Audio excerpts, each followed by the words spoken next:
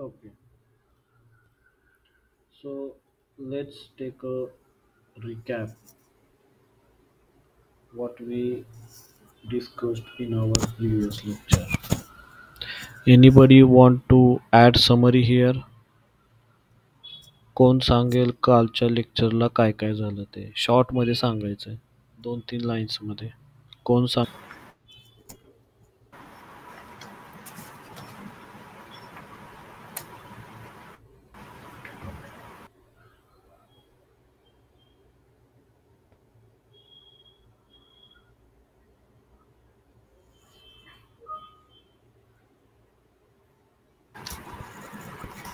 manage server, okay open, close source, okay open आणि close source बद्दल um, आपण discuss केलं होतं त्याच्यामध्ये आपण गुगल आणि ॲपलचे एक्झाम्पल्स पाहिले होते iOS. Yes Yes, sir. iOS चे एक्झाम्पल्स पाहिले होते Google Android versus Apple iOS iOS. Yes plus आपण सेम कम्पेअर ओपन सोर्सचे तुम्हाला प्रोज सांगितले होते ओपन सोर्सचे तुम्हाला कॉन सांगितले होते जे वर्डप्रेस आपण यूज करणार सी एम एस ते ओपन सोर्स आहेत सो त्याचे पण काही प्रोज आहेत त्याचे काही कॉन्स आहेत तर जे कॉन्स आहेत मेजरली दोन आहेत पहिलं म्हणजे सिक्युरिटी आणि दुसरा म्हणजे डुप्लिकेसी तर ते कॉन्स आपण ओव्हरकम कसे करायचे त्याच्याबद्दल पण आपण डिस्कस केलं होतं आणि while developing we will also go into the details of on those cons. Okay, so now uh, today we will discuss about the actual installation of WordPress. Okay, but before that we will uh, try to purchase one of the domain name from the hostinger or GoDaddy. We will try to do this thing. If there is any payment related issue on those platform, then we will skip those part. But we will try first. Okay. आपण एक domain घेण्याचा purchase करण्याचा प्रयत्न करणार आहोत. माझं सरांशी बोलणं झालेलं आहे की जो आपले पुणे न्यूज आहे तो आय थिंक अवेलेबल नाही आहे डोमेन नेम इथे. ओके सो आपण तो परचेस करायचा ट्राय करूयात पहिल्यांदा. जर झाला काही कुठे पेमेंट रिलेटेड इश्यू जर अडकला तर सोडून देऊयात तो ती गोष्ट ती मी नंतर करेन लेक्चर नंतर. बट जर झाला तर आपण ह्याच्यावरतीच ह्याच डोमेनवरती इन्स्टॉलेशन पण करूयात. ओके सो पार्क डोमेनमध्ये येतो मी.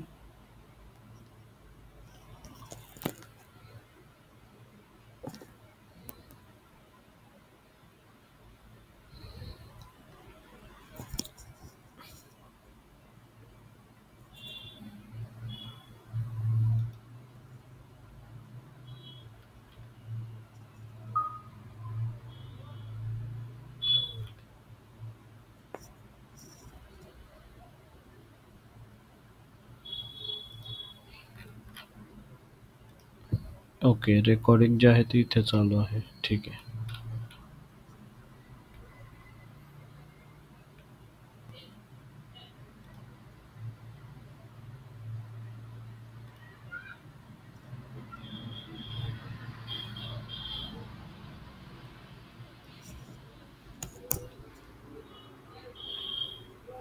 ओके डोमेन पार्क नाही आहे कोणताही.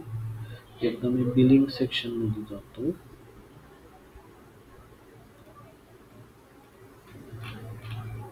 तिथे पाहूयात आपण काही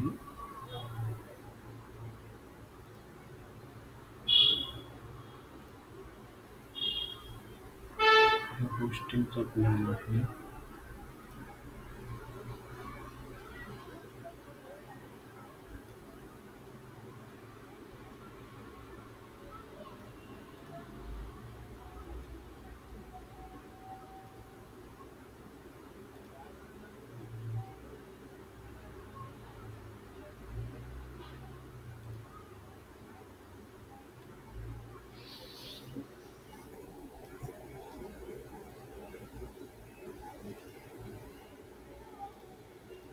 domain portfolio.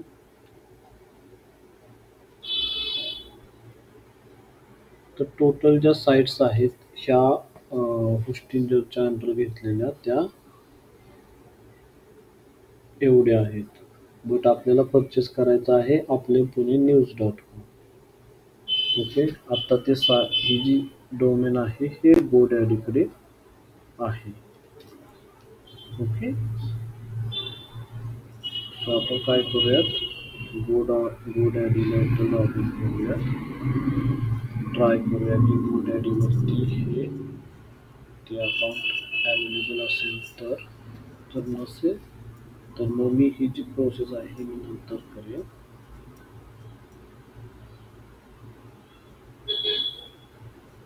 I hope same account असावं.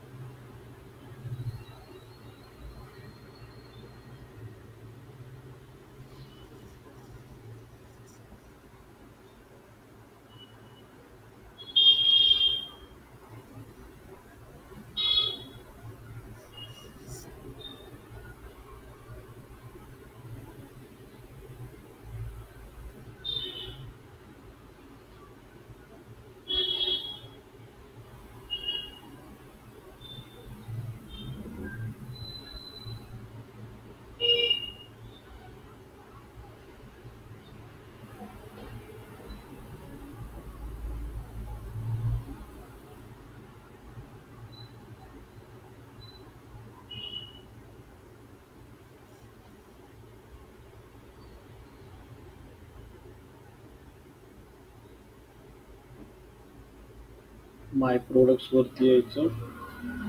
GoDaddyला मी लॉग इन केलेलं आहे Gmail through. Already Gmail through account open केलेलं होतं आणि त्याच्यामध्ये मी माय प्रोडक्ट्स मध्ये आलेलो आहे.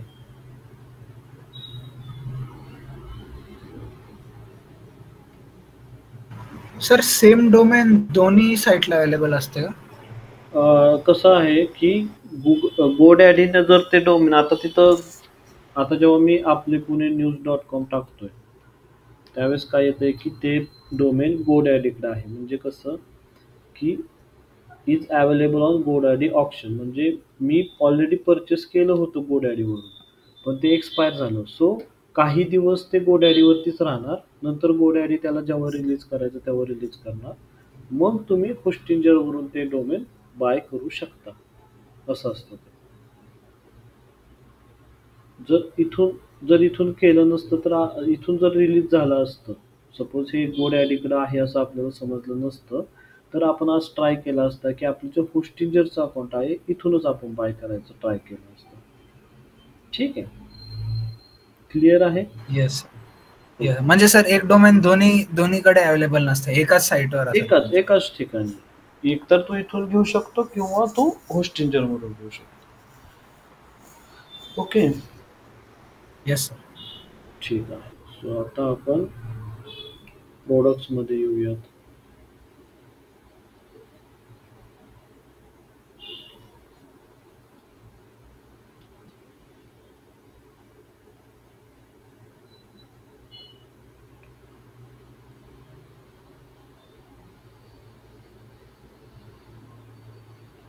ओके. आता ह्याच्यामध्ये पण काही रूल्स राहतात. जसं की 13 मेलाच हे एक्सपायर झालेलं आहे. सो मला इथं रिन्यूचा ऑप्शन देत आहेत का मला ते ऑप्शनमधनं परचेस करायला सांगतात. जर ऑप्शनमधून जर मला परचेस करायला सांगितलं तर ते मला सुद्धा त्याची कॉस्ट खूप लागणार. जर रिन्यूसाठी त्यांनी ऑप्शन दिला इथून तर मला थोडंसं कमी कॉस्ट लागणार. ठीक आहे. सो रिन्युअल प्राइस आता ही $21 यायला लागलेली आहे. Can we change the currency आपल्याला चेंज करायला पाहिजे.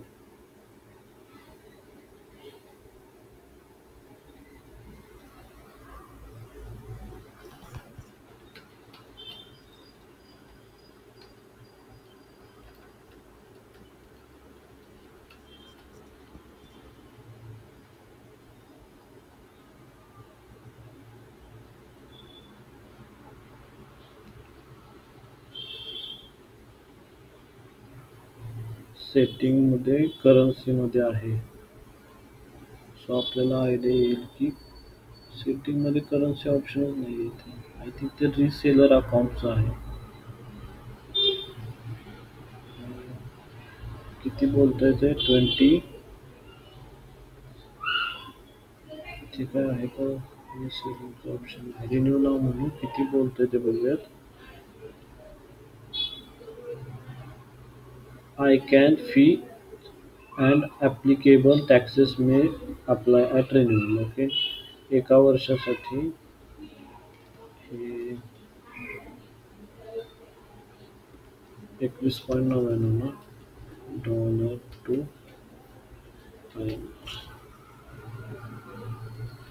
$22 म्हणजे अराउंड 1800 ते बोलत आहे. सो ठीक आहे, करून टाकू रिन्यू 1 इयरसाठी. Continue to checkout.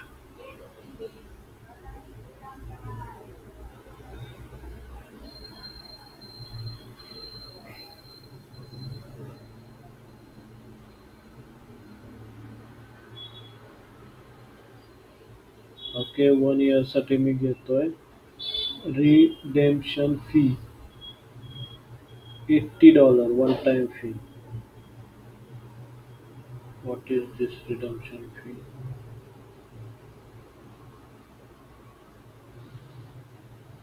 No, we don't want this fee.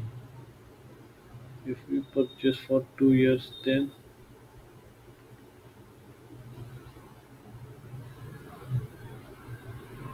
C अशा टाईपचे हिडन चार्जेस जे आहेत ना ते राहतात.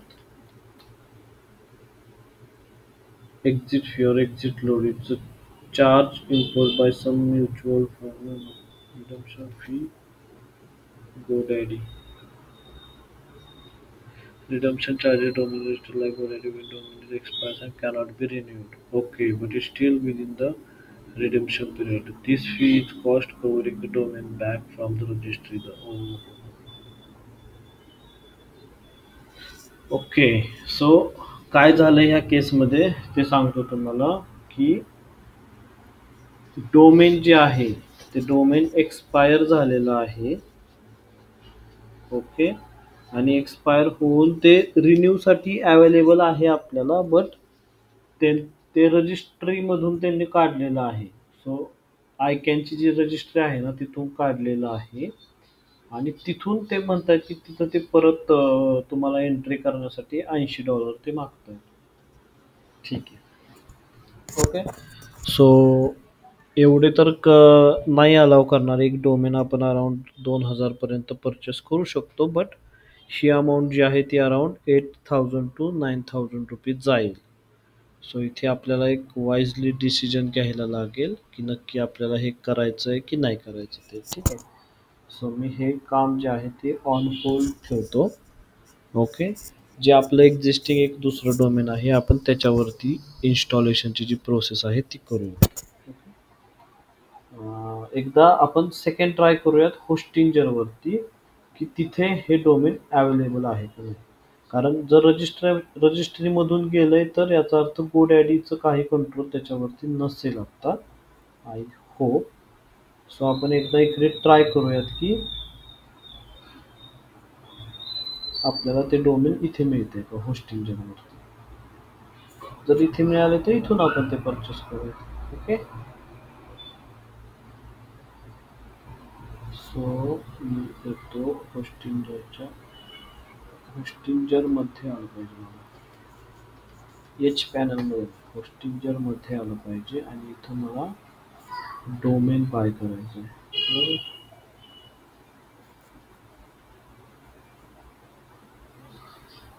Domain name search. ओके. मी टाकतो इथं आपले .com search.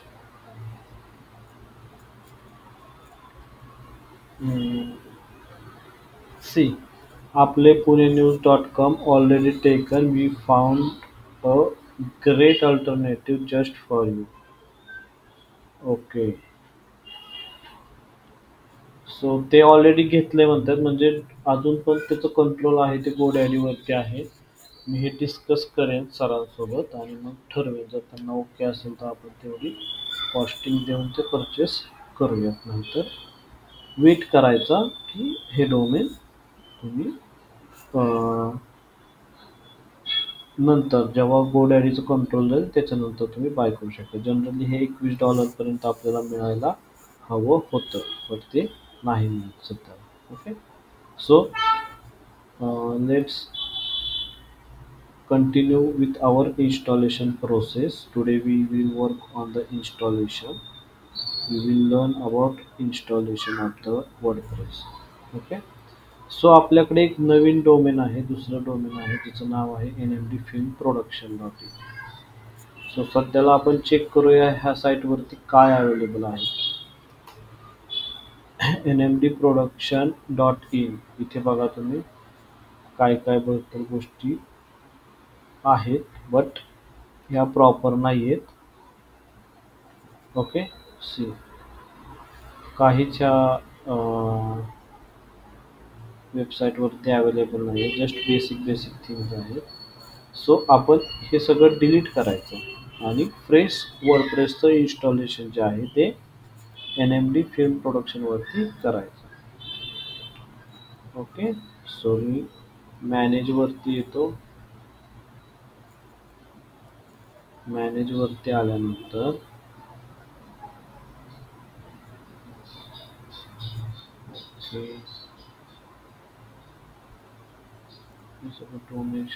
Manage your website. Okay, manage your साईटवरती येतो.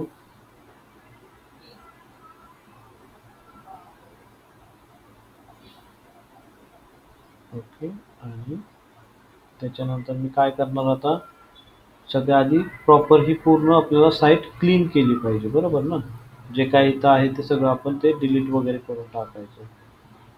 सो डायरेक्ट सगळं डिलीट करण्याचा ऑप्शन नाही, तुम्हाला डेटाबेस जो आहे तो क्लीन करावा लागेल आणि इथं फाईल मॅनेजरमध्ये जाऊन फाईल्स ज्या आहेत त्या तुम्हाला क्लीन कराव्या लागतील.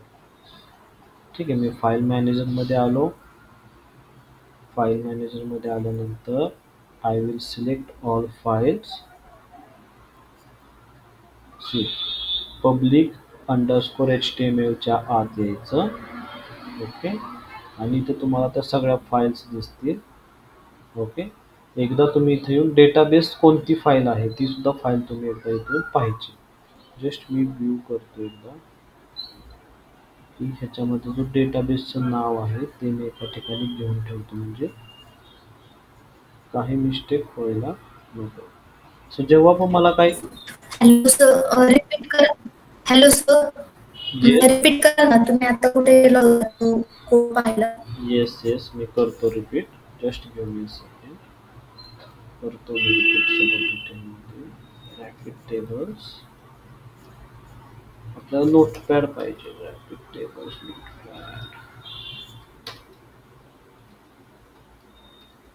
सी आपण जसं नोटपॅड यूज करतो ना, तसं एक ऑनलाईन टूल आहे रॅपिड टेबल म्हणून. सो मला जे काही महत्त्वाचे पॉईंट्स लागतात ते मी इथं आणून स्टोअर करतो. काय झालं, सो हे जे आहे ना हे मला युजफुल राहतं. जसं मी अशा वेगवेगळ्या पद्धतीच्या लास्ट टाइम जे मी काही एडिट केलं होतं ते सुद्धा इथं आहे बघा. सो बेस्ट अशी साईट आहे, तुमचं एडिट केलेल्या गोष्टी जात नाहीत. सो मी डेटाबेसचं नाव जे आहे ते मला लागणार आहे ते मी तिथं आणून ठेवतो. Okay, just okay. सो आता रिपीट करतो की मी काय काय गोष्टी केल्या. ठीक आहे, कुठपर्यंत समजलं तुम्हाला? कुणी आत्ता डाऊट विचारला होता त्यांना कुठपर्यंत समजलेलं आहे?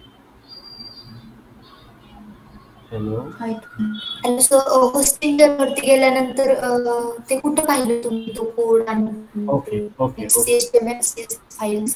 ओके, ठीक आहे. सुरुवातीपासून आपण येऊयात. मी होस्टिंजरवरती आलो, क्लिक केलं. इथं तुम्ही लॉग इन केल्यानंतर बाय डिफॉल्ट तुम्हाला ही विंडो दिसणार, करेक्ट. आता ती विंडो दिसल्यानंतर इथं वेबसाईट्स आहेत. आपल्याला एडिट करायचं कोणत्यामध्ये, NMD फिल्म प्रोडक्शन ह्या वेबसाईटमध्ये आपल्याला एडिशन करायचं. सो मी वेबसाईटवरती येतो. इथे मला वेबसाईटची लिस्ट दिसेल. वेबसाईटची लिस्ट दिसल्यानंतर मी NMD फिल्म प्रोडक्शनची इथं माझ्याकडे वेबसाईट आहे. मी इथं WP ॲडमिन म्हणजे डायरेक्ट आता मी वर्डप्रेसच्या ॲडमिनमध्ये जाऊ शकतो, किंवा डॅशबोर्ड म्हणजे हा आपला होस्टिंजरचा डॅशबोर्ड आहे, तर आपण डॅशबोर्डवरती जायचं. ओके. इथं सर आपण वेबसाईट इथूनच एडिट करायची का होस्टिंजरवर? नाही, वेबसाईट जेव्हा तुम्ही इन्स्टॉलेशन करणार ना, त्यावेळेस तुम्ही स्वतःचं लॉग इन डिटेल पासवर्ड तयार केलेला असणार स्वतःचं. तुम्हाला डायरेक्ट ठीक. वर्डप्रेसमध्ये एडिशन करायचं. इथं सारखं यायची गरज नाही. जो वेबसाईटचा ओनर आहे ना, ओनर आणि मेन डेव्हलपर, त्यानेच एक दोनदा इथं यायचं, सगळं सेटअप वगैरे करायचा, आणि काम मात्र तुमचं ते वर्डप्रेसच्या इन्स्टॉलेशनमध्ये करायचं असतं. ठीक आहे. इथे बघा, इथे असतं इन्स्टॉलेशन. काय अशा पद्धतीचं लॉग इन पॅनल राहतं. तिथं याच्या आत काम करायचंय. इथे तुम्हाला सारखं यायची गरज नाही इथे. ठीक आहे. ओके. इथपर्यंत आपण आलो. इथपर्यंत समजलं तुम्हाला? हॅलो, ज्यांचा डाऊट होता त्यांचा, कोणाचा डाऊट होता? डाऊट कोणाचा होता? लेडीज होत्या कोणतरी. हॅलो,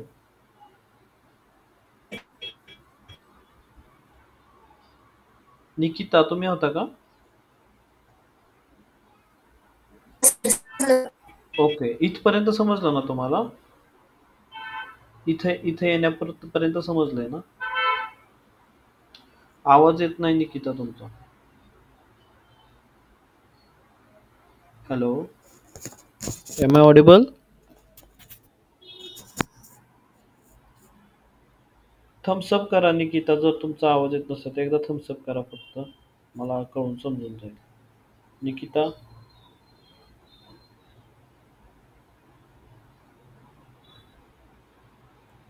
बाकीच्यांना माझा आवाज येतोय का? हो सर, येतोय आवाज. ओके, ठीक आहे. आय थिंक निकिताच्या माईक सोबत काहीतरी प्रॉब्लेम आहे. ठीक आहे निकिता, आम्ही ॲझ्युम करतो की तुम्हाला इथपर्यंत समजलेलं आहे. आता आपण पुढे जाऊया. ओके. फाईल मॅनेजरवरती मी येणार. इथे फाईल मॅनेजर आहे. ओके. त्याच्या आत आल्यानंतर public_htmlच्या आत आलो. ठीक आहे. आणि जे काय माझं वर्डप्रेसचं आत्ताचं इन्स्टॉलेशन आहे त्या साईटवरती, हे वालं, ठीक आहे, हे सगळं हे आहे. इथं जे फाईल्स दिसत आहेत, ह्या सगळ्या फाईल्स त्या वेबसाईटच्या आहेत. ओके. मी फक्त काय केलं की एक्स्ट्राची गोष्ट, की इथे एक WP config नावाची फाईल होती. ह्या फाईलमध्ये डेटाबेसचं नाव स्टोअर केलेलं असतं, की तुमच्या वेबसाईटचा जो डेटाबेस आहे ना, तो कोणत्या नावाने स्टोअर आहे. सो मला फक्त ते बघायचं होतं की कोणत्या नावाने डेटाबेसची फाईल, डेटाबेसचं नाव जे आहे ते स्टोअर आहे. तर इथे बघा, DB नेम. सो ह्या नावाने डेटाबेस स्टोअर आहे. ओके. फक्त मला ह्याची माहिती पाहिजे होती म्हणून ह्या फाईलच्या आत मी आलो, नाहीतर इकडे पण येण्याची काही गरज नव्हती, कारण की आपल्याला आता डेटाबेस सुद्धा डिलीट करायचा, म्हणून मी जस्ट चेकिंगच्या पर्पजसाठी तिथे आलो. ओके. इथे नाही आला तुम्ही तरी पण चालेल. इथपर्यंत आला, public_htmlच्या आतपर्यंत आला. तर इथे आल्यानंतर तुम्हाला जस्ट हे फाईल्स ज्या आहेत ह्या सगळ्या सिलेक्ट करायच्या आहेत. सिलेक्ट ऑल करायचं आहे. ठीक आहे. सो कसं करणार? कॉम्प्युटरवरच्या किंवा लॅपटॉपवरचं तुम्हाला बटन दाबायचं आहे, Ctrl+A. Ctrl+A दाबलं की ह्या सगळ्या फाईल्स ज्या आहेत त्या तुमच्या सिलेक्ट होतील. आणि इथे बघा, इथे डाउनलोडचं ऑप्शन आहे. डाउनलोड करायचं, त्या 27 फाईल्स ज्या आहेत त्या सिलेक्ट झालेल्या आहेत. सो डाउनलोड करायचं का डिलीट करायचं? सो आपल्याला डिलीट करायचं, सगळं जे काय आहे ते सगळं डिलीट करायचं. आणि मी त्याला काय म्हणतोय की skip scratch bin and delete immediately, म्हणजे स्क्रॅचमध्ये पण टाकू नका त्यांना, एक डायरेक्ट डिलीट मारा सगळं. सो मी इथं डिलीट करतो आणि आता आपल्या सगळ्या फाईल्स ज्या आहेत त्या डिलीट होतील आणि माझा पब्लिक अंडरस्कोर HTML जो आहे तो फ्री होईल. आता बघू शकता याच्यात काहीही नाही. ओके. नेक्स्ट आता मला करायचं आहे डेटाबेस डिलीट. ठीक आहे. फाईल तर झालं, फाईल मॅनेजरच्या आत मी आल्यानंतर आता मला काहीच भेटणार नाही. ओके, इथे काहीच भेटणार नाही. आता मला माझा जो डेटाबेस आहे तो डिलीट करायचा. आता हे मी क्लोज करतो म्हणजे तुमच्या लक्षात येईल. आता मी डेटाबेसकडे आलो. डेटाबेसकडे आल्यानंतर इथे तुम्हाला डेटाबेस दिसतील. ठीक आहे, इथं तुम्ही बघू शकता इथं मल्टिपल डेटाबेस क्रिएट केलेले आहेत. ओके, सो म्हणून मी काय केलं की मी त्याचं नाव आधी कॉपी करून ठेवलं की मला माहीत असावं की कोणता डेटाबेस मला डिलीट करायचा आहे.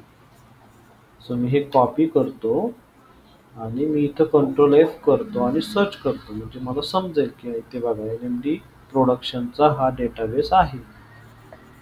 तिथं तो असाइन पण केलेला होता. Okay, so just for the safety मी तो जो नाव त्याचं जे नाव आहे ते ठेवलं होतं आणि ह्याला मी इथून डिलीट मारतो डेटाबेस. Confirm delete. विषय क्लोज झाला ह्या वेबसाईटचा. ठीक आहे. आता या साईटवरती आणि रिफ्रेश करा. काय भेटतं तुम्हाला? 403 forbidden access to this file on the server is denied. का डिनाईड? कारण की आम्ही सगळं डिलीट करून टाकलेलं आहे. आता आपल्याला फ्रेश इन्स्टॉलेशन करायचं आहे. ओके, सो जेव्हा तुम्ही होस्टिंजर मध्ये आता वर्डप्रेस इन्स्टॉलेशनचे टाइप्स किती आहेत ते समजून घ्या. सर टुडेज क्लासचे रेकॉर्डिंग केले आहे का रत्ना? येस, रेकॉर्डिंग जे आहे ते सुरू आहे. ओके, ठीक आहे. So WordPress इन्स्टॉलेशनचे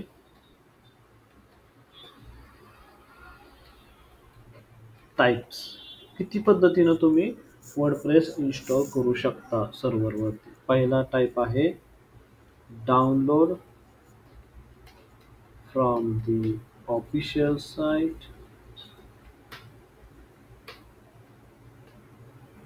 and then install.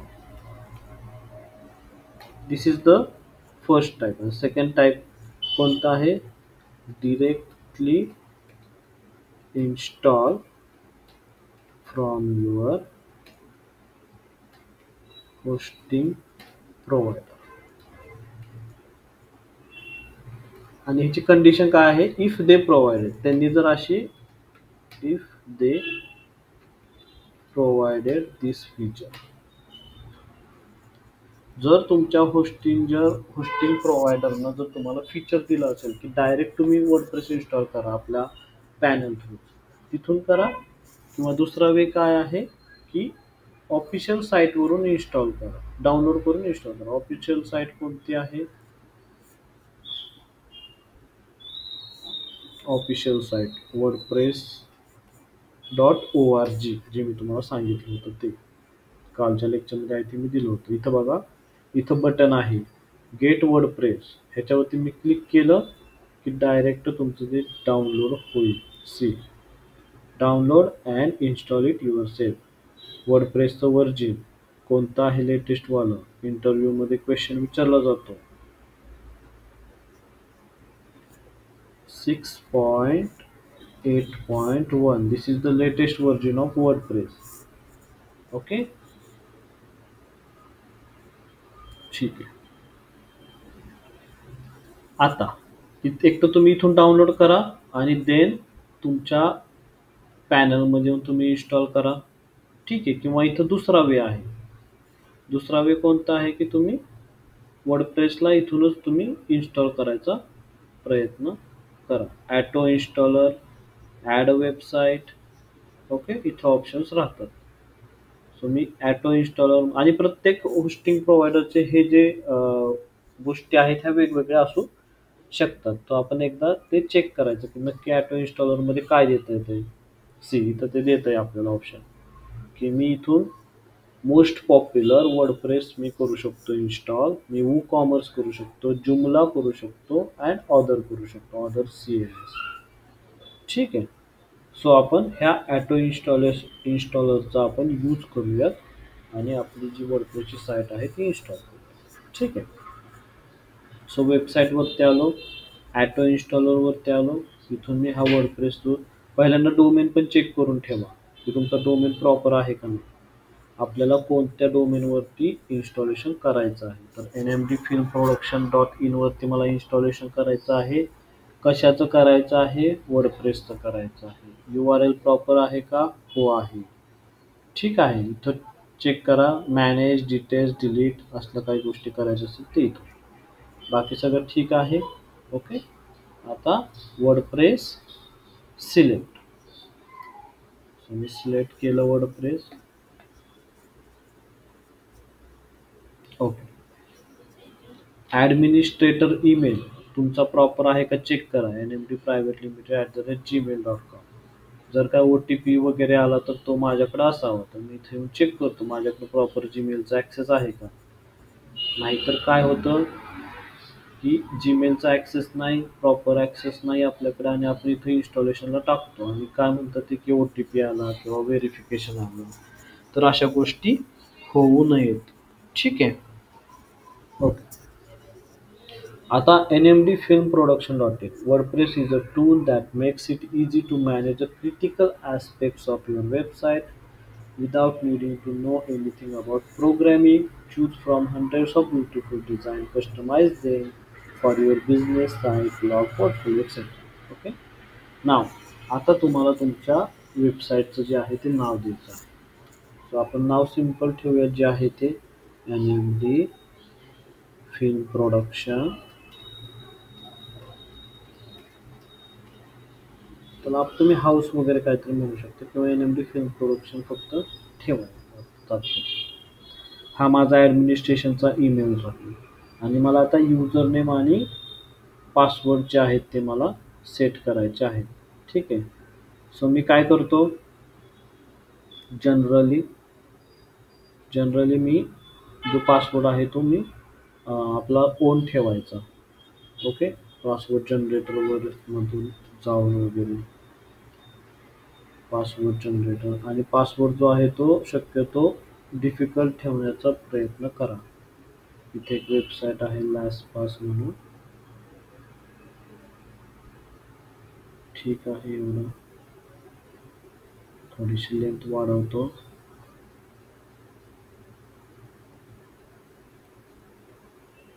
Password काय आला, पासवर्ड कुठे आहे. हा इथे पासवर्ड आहे. ओके. ठीक आहे. कॉपी करतो आणि इथं मी काय करतो, एकदा माझा पास काय राहील तो मी इथं पेस्ट करून ठेवतो. माझं युजर नेम काय राहील ते मी इथं करून ठेवतो. जसं की आता user name NMD private limited नाही ठेवायचा. इथं तुम्ही फिल्म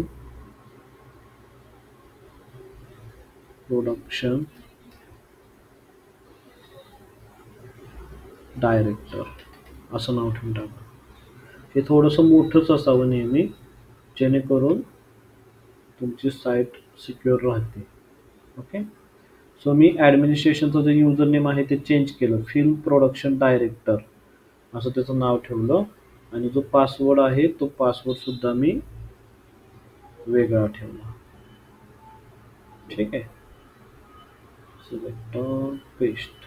ओके. त्यांच्या सगळ्या जे फीचर्स आहेत ते सगळे फीचर्स त्यांनी इथे कव्हर अप केलेले आहेत. ओके.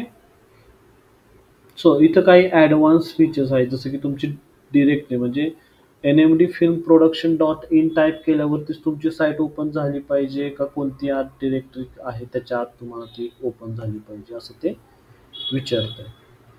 सो आपल्याला तसं काही करायचं नाही. आपल्याला डायरेक्ट nmdfilmproduction.in जी आपली साईट आहे तिथं कुणी युजरनं टाईप केलं की तिथं आपली साईट दिसली पाहिजे. चूज अ डेटाबेस और क्रिएट अ न्यू डेटाबेस. आता जो डेटाबेस आहे तो सुद्धा मी सगळं डिलीट वगैरे करून ठेवलेला आहे. सो मी इथं काय करतो, क्रिएट अ न्यू डेटाबेस म्हणतो. ओके. सो जो डेटाबेस आहे तो ऑटोमॅटिकली क्रिएट करेल. ओके. आता ह्या डेटाबेसचं मला काही गरज नाहीये. सो डेटाबेस जो आहे तो ऑटोमॅटिकली क्रिएट करेल. हे जे लॉग इन डिटेल्स आहेत हे WordPress admin log in details असतील. ओके. आणि इथे असेल ते डेटाबेस डिटेल्स इथे राहतील खाली. आता मी इथं DB नेम करतो. जो DB नेम आहे तो मे बी ते बाय डिफॉल्ट आपल्याला जनरेट करून देतील. DBचा पासवर्ड जो आहे तो ते आपल्याला मागतात. ठीक आहे. सो इथं मी रिजनरेट करतो. हे इथे एक पासवर्ड तयार झालेला आहे आणि तो पासवर्ड मी इथं आणून पेस्ट करतो. ओके. सो आता त्यांनी इथं मी त्याला म्हटलं की क्रिएट अ न्यू डेटाबेस त्यांना बोललेलो आहे आणि डेटाबेसचा जो पासवर्ड आहे तो मी त्यांना इथं दिलेला आहे. ठीक आहे. ओके. सो इथे बघा वेबसाईटचं टायटल दिलं, ॲडमिनिस्ट्रेटरचा ईमेल चेक केला, मेल चालतोय का नाही ते चेक केलं, प्रॉपर दिला. ॲडमिनिस्ट्रेटर युजर नेम हे जे असतं हे वर्डप्रेसचं लॉग इन डिटेल्स राहतं. ठीक आहे. त्याच्यानंतर डेटाबेसचं त्यांना म्हटलं की तुम्ही नवीन डेटाबेस क्रिएट करा आणि त्याचा पासवर्ड फक्त मी त्यांना दिलेला आहे की हा पासवर्ड यूज करून तुम्ही डेटाबेस क्रिएट करा. म्हणजे जर आम्हाला फ्युचरमध्ये ॲक्सेस करायचा असेल तर आम्ही तो ॲक्सेस करू. हॅलो. येस. कोणाला काय सर जो पासवर्ड जो क्रिएट केलाय तो ऑटोमॅटिक क्रिएट होतो का तिथे ह्या वेबसाईट वरती? हा इथून मी एका पासवर्ड जनरेटर वेबसाईटचा वापर केला ज्याचं लास्ट पास नाव आहे. इथून मी पासवर्ड तयार केला आणि इथून मी पासवर्ड घेतला आणि तो मी इथं यांना दिला की असा माझा पासवर्ड आहे. यांना सांगितलं की माझा पासवर्ड असा आहे. ठीक आहे. सो आता ज्यावेळेस आपली वर्डप्रेस इन्स्टॉल होईल ना त्यावेळेस हे पासवर्ड वापरले जातील आणि ज्यावेळेस तुला लॉग इन करायचं वर्डप्रेसमध्ये त्यावेळेस पण तुला हाच पासवर्ड यूज करावा लागेल. आलं लक्षात? ओके. हा पासवर्ड ते वेबसाईट ऑटोमॅटिक क्रिएट करून देते ना? हा ही जी वेबसाईट आहे ही क्रिएट करून वेबसाईट. येस. तुला फक्त इथं रिफ्रेश. ओके. इथे तुला सेट करायचं की इझी असावं, इझी टू से. जसं की आता बघा इझी टू से म्हटलं तर हे असेल लीस विन, इझी टू रीड म्हटलं तर हे असेल. ठीक आहे. फक्त अप्पर केस मध्ये पाहिजे असतं अप्पर केस मध्ये. येते लक्षात? ओके. ठीक आहे. Simple website password generator website आहे. For your more information I am sharing this website link to you. Okay. So back to our installation process. So इथपर्यंत आलो आपण. Title, administration email, administrator user name, password, installation पाथमध्ये काहीच change केला नाही. Direct nmdfilmproduction.in ज्यावेळेस enter केलं जाईल त्यावेळेस आपली वेबसाईट जी आहे ती ओपन झाली पाहिजे. And then we suggest them to create database by their own. We just provided the database password to them and now I am clicking on the next. If we require then we can save this, no problem. Now which is the latest WordPress version? 6.8.1 which is recommended, so we will install that WordPress version. You can select previous one was 6.7.2, 6.7.1, any version you can install, but right now they are recommended and we will also use this latest version of the WordPress which is 6.8.1. This question can be asked into the interview of the digital marketer also, not for the developer also. They can ask for the digital marketers also. Okay. Now select language English. Disk space required is 55 MB. PHP version is required 8.3.99. So both are the greens. Okay. So current version is 8.2 and they require 8.3.99. We can select that one also, but let's keep it up to 8.2. Okay, because Hostinger by default selected this, that's why we are not changing into this. We can change, but we are not changing. Okay, they are saying maximum PHP version, it's not a minimum. Maximum 8.3.99. What happen if we select 8.4? Okay, PHP version not compatible with the application version. Yes, they are saying maximum 8.3.99. So 8.3 can be okay, but this is beta compatible PHP version. So we will select 8.2. Okay, okay.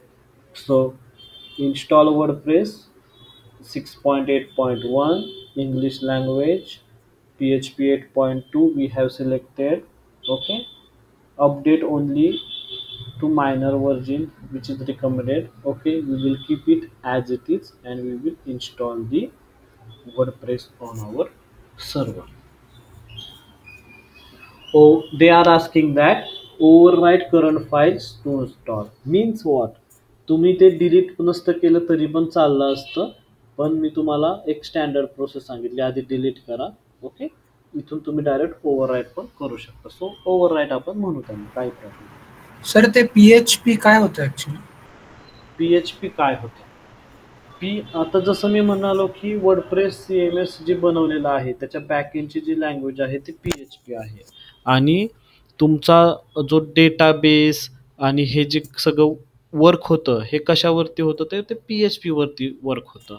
Okay, so ते PHPची जी language आहे ती आहे.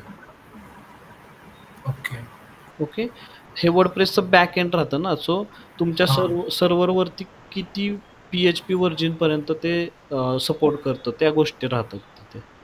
Okay, म्हणून आपण 8.2 select केलं. जास्त 8.2 हे आत्ताचं स्टँडर्ड असेल मार्केटमधलं, त्यामुळे त्याने 8.2 दिलं. ज्यावेळेस मी 8.3 सिलेक्ट केलं त्यावेळेस होस्टिंजर काय म्हणालं की हे बेटा वर्जन आहे. बेटा वर्जन म्हणजे काय, तर ते आता नवीन आलेलं आहे आणि त्याच्यावरती आम्ही अजून रिसर्च करतोय किंवा ते वर्क इन प्रोग्रेस आहे अशा पद्धतीचं. आणि ज्यावेळेस मी 8.4 सिलेक्ट करतोय त्यावेळेस तर ते म्हणते हे आत्ताच्या वर्डप्रेसला हे कम्पॅटेबल नाही, अजून वर्डप्रेस इव्हॉल्व्ह होतोय. येत आहे लक्षात?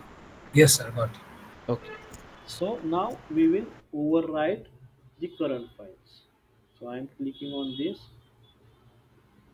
Now the installation gets started on our NMD Fin Production. आता ज्यावेळेस इन्स्टॉलेशन होईल त्याच्यानंतर काय होईल ते मी तुम्हाला सांगतो.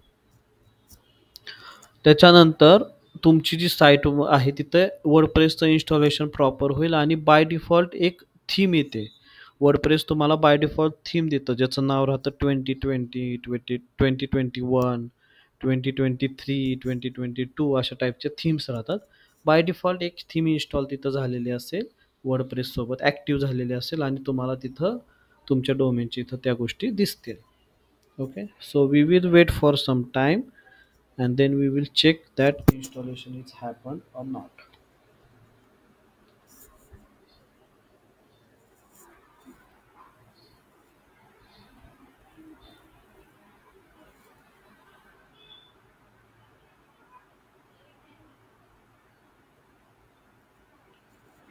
ओके, जोपर्यंत इन्स्टॉलेशन होते तोपर्यंत तुमचे काही डाउट्स वगैरे असतील तर विचारून घ्या. हॅलो, हां सर ते डोमेन कसं परचेस करायचं, डोमेन अँड होस्टिंग?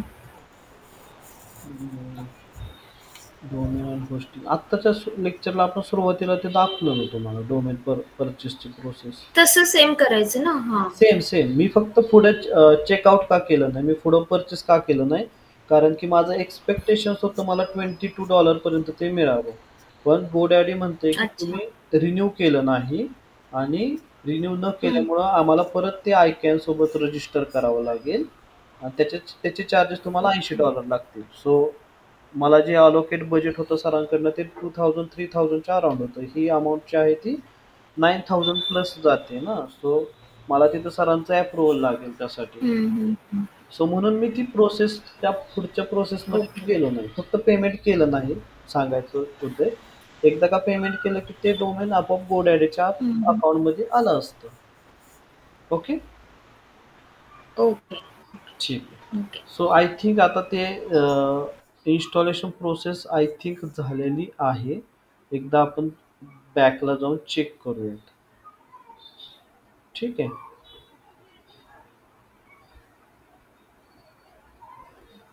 ओव्हरव्ह्यू मध्ये मी येतो आणि फाईल मॅनेजरमध्ये येऊन एकदा फक्त बघतो बॅक एंडला की मला त्या फाईल्स वगैरे दिसत आहेत नाही दिसत, काय स्टेटस आहे.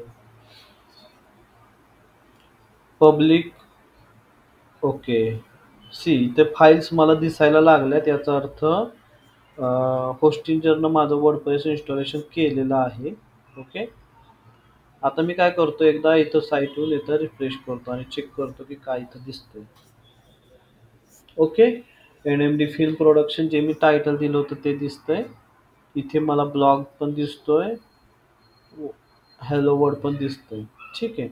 आता जर मला लॉग इन करायचं असेल तर मी लॉग इन कसं करणार, तर एक URL राहतो बाय डिफॉल्ट, एक URL राहतो जसं की नाव आहे WP admin. तुम्ही इथून ह्या पेजला येऊ शकता, इथून येऊ शकता. जर इथून यायचं नसेल, तुम्हाला हा URL लक्षात नाही राहिला WP admin, तर दुसरा वे आहे तो म्हणजे इथून तुम्ही येऊ शकता. इथे सी इथे बटन दिसतंय का वर्डप्रेस ॲडमिन, ह्याच्यावरती क्लिक केल्यानंतर डायरेक्ट तुम्ही त्या ॲडमिनला येऊ शकता. इथे तुम्हाला पासवर्डची पण गरज नाही, लॉग इन पासवर्डची पण गरज नाही. इथून तुम्ही डायरेक्ट आतच एंट्री मारता, डायरेक्ट आत. ठीक आहे, कारण तुम्ही मेन होस्टिंजरलाच लॉग इन केलेलं असल्यामुळे इथं तुम्हाला काही गरज लागत नाही. बट जर मला इथून यायचं नसेल तर जनरली तुम्ही URL थ्रूच आलं पाहिजे. ठीक आहे, NMD फिल्म प्रोडक्शन स्लॅश इथूनच तुम्ही जनरली आलं पाहिजे. कारण कसं आहे की सारखं सारखं त्या होस्टिंजरला लॉग इन करणं योग्य नाही. आता काय झालं बघा, मी काय केलं, मी लॉग आउट करतो इथून. मी तिकडून लॉग इन केलं ना, त्यामुळे ते बाय डिफॉल्ट ब्राउझरमध्ये तसंच राहिलं. आता माझा युजर नेम पासवर्ड मी इथं टाकणार. इथं यायचं आधी एक मिनिट मी तुम्हाला लॉग इन URL जो आहे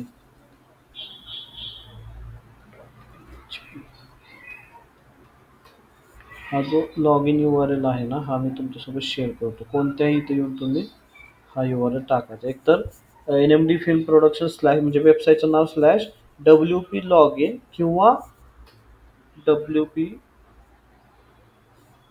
और WP ॲडमिन असं तुम्ही तिथं टाईप करायचं. हे दोन्हीपैकी काही टाईप करा, तुम्हाला ह्या पेजपर्यंत तुम्ही येऊ शकता. काही काही वेबसाईट असतात जे ह्या URL सुद्धा चेंज करतात, ते थोडंसं ॲडव्हान्स आहे, but it not required right now. Okay so जो काही माझा पासवर्ड आहे वर्डप्रेसचा तो मी इथं घेतो आणि तो मी इथं टाकतो. हे युजर नेम आहे आणि त्याच्या खाली माझा पासवर्ड आहे. ओके आणि यातला आता रिमेंबर मी म्हणतो लॉग इन होतो. सो हा डायरेक्ट मला आत एंट्री देईल. Okay so today we have completed